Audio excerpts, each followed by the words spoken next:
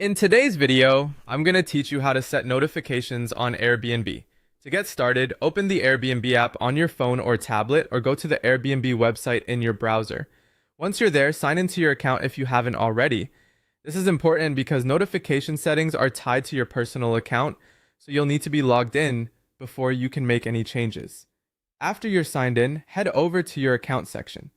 Depending on whether you're using the app or the website, this may appear in a profile menu, a settings area, or near your account icon. Once you open account, look for notifications or notification settings. This is where Airbnb lets you manage the types of alerts and updates you want to receive.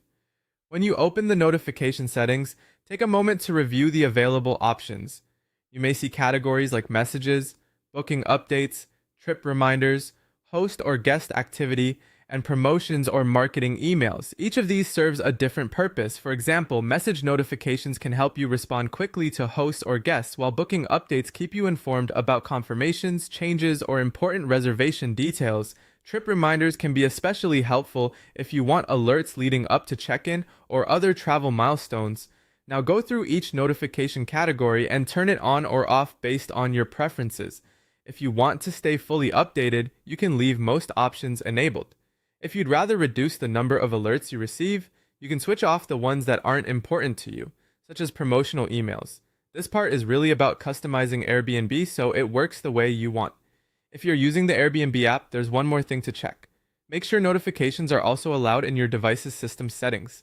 Even if they're enabled inside Airbnb, your phone or tablet can still block them if app notifications are turned off at the device level. So if you're not receiving alerts later, this is one of the first places to double check. After you've adjusted everything, save your changes if Airbnb asks you to. In some cases, the settings may update automatically, but it's always a good idea to confirm before leaving the page.